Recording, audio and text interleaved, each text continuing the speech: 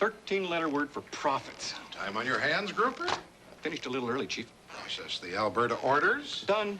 Qualified the Manitoba leads? Done. Made that big Halifax sale? All done, thanks to telemarketing, the best of technology. With the warmth of personal contact.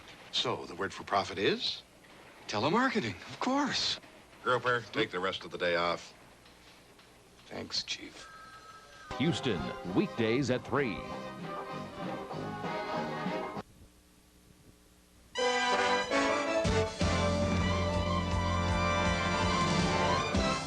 Now, Susan Hutchison, Harry Wappler Weather, and Wayne Cody Sports. This is Eyewitness News at 11. Hello, everybody, on this solemn day in history. Seldom does a tragedy sear the hearts of Americans like this one has. Many of you have seen the pictures throughout the day, and others are just tuning in. In the next few minutes, we'll bring you up to date on the Space Shuttle tragedy. We begin with this report from CBS on the explosion and the loss. It was a very happy and confident crew that departed for the shuttle this morning. Future astronaut Krista McAuliffe said they had gotten over the frustration of the earlier delays. And technicians had an apple for her moments before she actually entered the shuttle. But the crew had to sit on the pad for an extra hour, while NASA took a close look at the ice that formed during the night in the freezing temperatures. There was concern that some of that ice could strike the shuttle during liftoff. Finally, after a detailed ice inspection, the word was given, go for launch. And liftoff of the 25th Space Shuttle mission, and it has cleared the tower. It was the first launch from the newly refurbished pad 39B in more than 10 years. NASA officials say they saw no indications of any trouble or difficulty prior to the horrifying explosion. Altitude 4.3 nautical miles, downrange distance 3 nautical miles.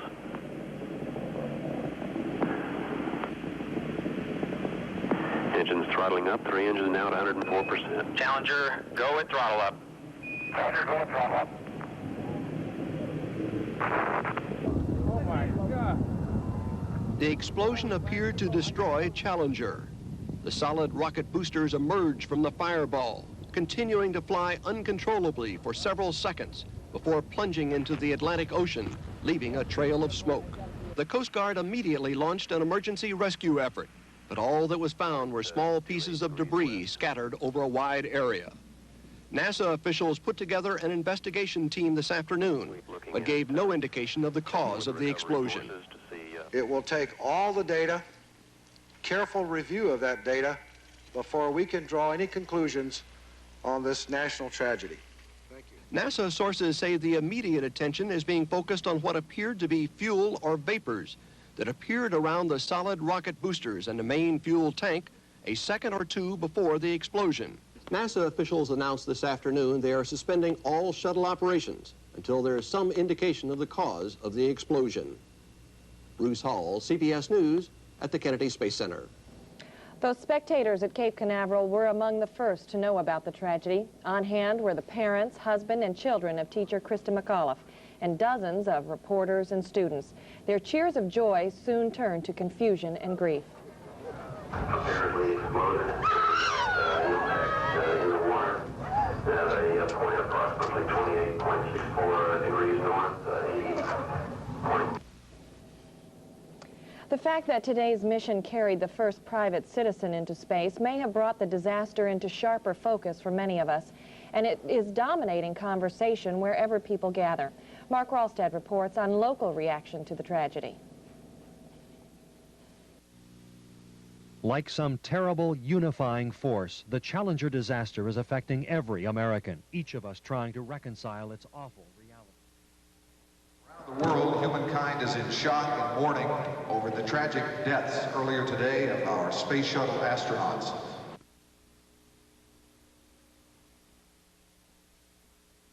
Reflection preceded tonight's pro basketball game in Seattle.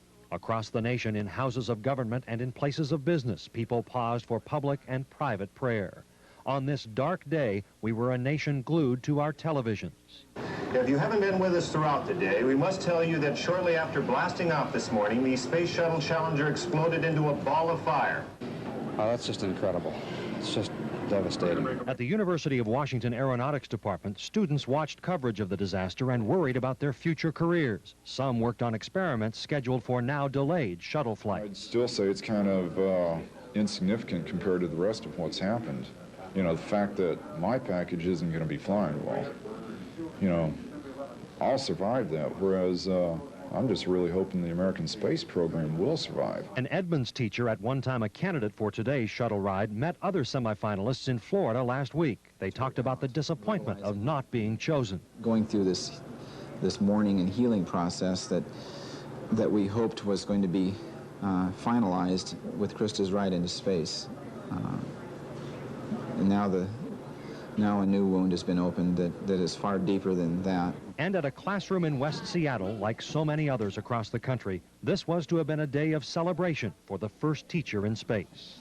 I feel sorry for her that she died, and she had a dream that she would once be in space, the teacher that would be in space, and her dream come true, but not really. Mark Ralstad, KIRO Eyewitness News. Shuttle Commander Dick Scobee had roots throughout our state. He was born in Cle Elum, lived in Yakima for a short while, and attended school in Auburn. Dick Scobee graduated from Auburn High School in 1957, but it was his return to the school nearly 2 years ago that is best remembered. He talked with students at his alma mater about the space program. That's when Counselor Ed Bean met him in May of 1984. Snapshots still grace the walls of Bean's office. Just a very down-to-earth, humble, sensitive to what other people are thinking type of person. Not at all the stereotype that some people have of a jet jockey who's very cocky and brash and overconfident. Scobee's parents live in a mobile home park near Yakima. People from the town remember him from 2 years ago, when he was the guest of honor at the annual Yakima Airfair. The tragedy today is hard to believe, and a friend of Scobee says he's not surprised Americans share the sadness. Everybody was behind him. It was apple pie and motherhood and American flag all wrapped into one. It was nice to feel a part of that, and I think that we all as Americans do that. And when something tragic occurs in that circumstance, we all feel it as a part of us. Since he was a boy in Auburn, Scobee was fascinated with airplanes. He dreamed of flying, of going into space. He knew the danger, and he also knew danger is the price you pay to live your dreams.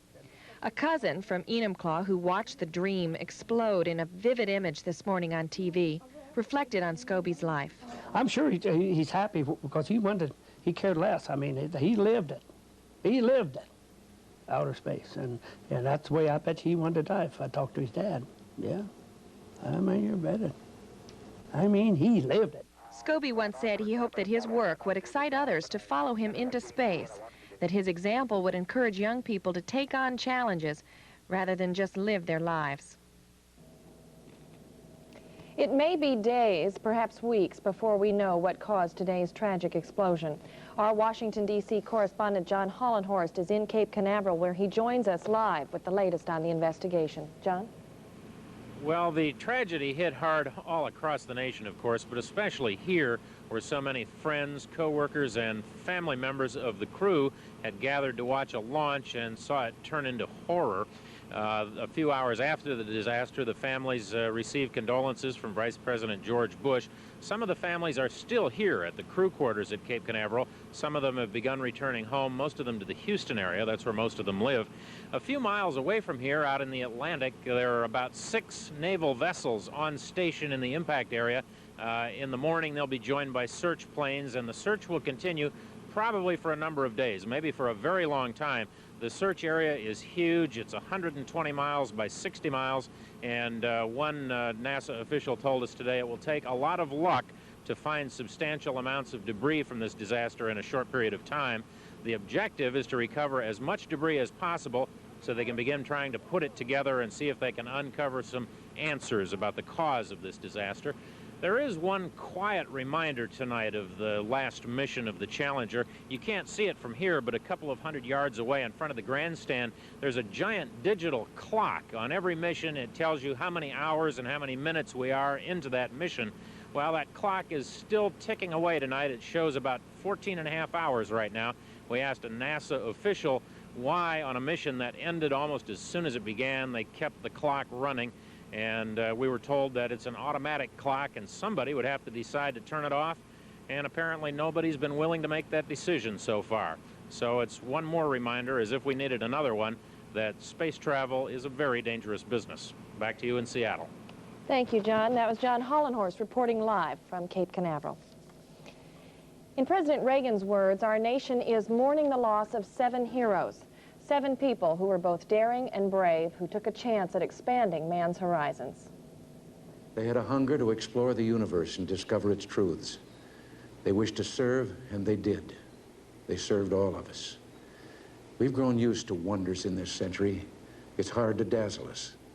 But for 25 years, the United States space program has been doing just that. The future doesn't belong to the faint-hearted. It belongs to the brave. The Challenger crew was pulling us into the future, and we'll continue to follow them. The President was supposed to give his State of the Union address tonight. It has been postponed until next Tuesday.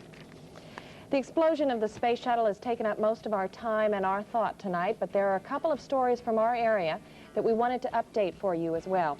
Coming up next, the latest on the search for 3 teenage boys overdue from a boat trip in the San Juans, and new details about the man who killed his pregnant ex-wife and daughter in Bellevue yesterday.